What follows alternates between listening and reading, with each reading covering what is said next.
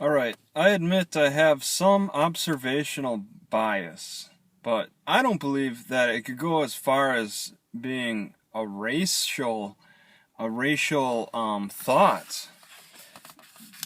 Some people would argue that gray area, and I don't think it's fair, but it's hard to completely disprove people's reactions to particular observations when it comes to other humans.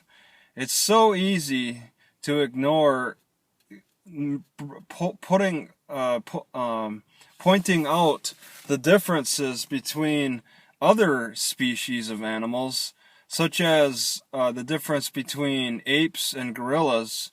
I confuse the differences between the primates because I haven't really watched them, and I don't get many opportunities to really watch them unless if I choose to watch a lot of nature shows on TV or the clips on YouTube or whatever.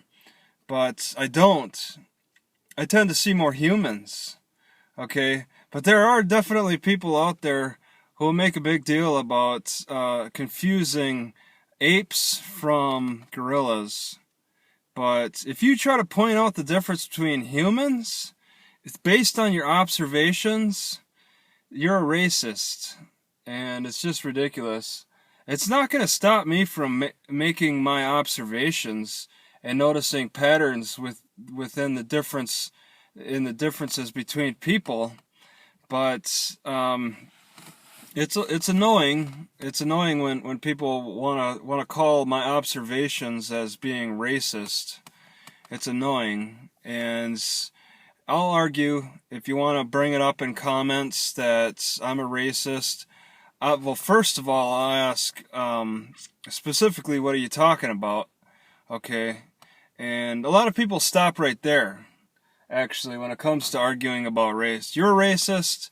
End of discussion. There's no other details about that. It's like people who want to believe the news stories and not ask who the sources are or the details of that. It's just kind of trust the news and assume that everything they say is the truth. I really like going out and observing people at times, not all the time. I can get a little fatigue, all right, but it's interesting to go to different parts of the country and observe how people interact and live. Okay, uh, and a lot of these places I see.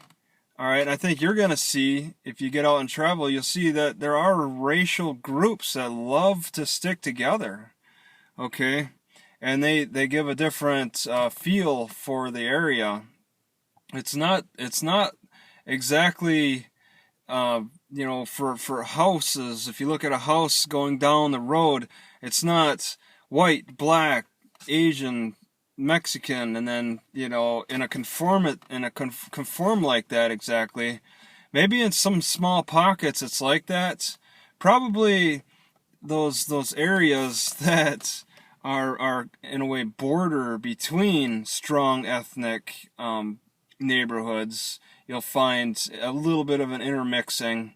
But I don't think you could find a whole area that's just well intermixed. It's just there's certain gravitations and push-pull factors that make people decide to gravitate towards the particular race. It seems to be a common thing. There are outside factors, though, that influence a little more integration, a little more melting pots, like approaches.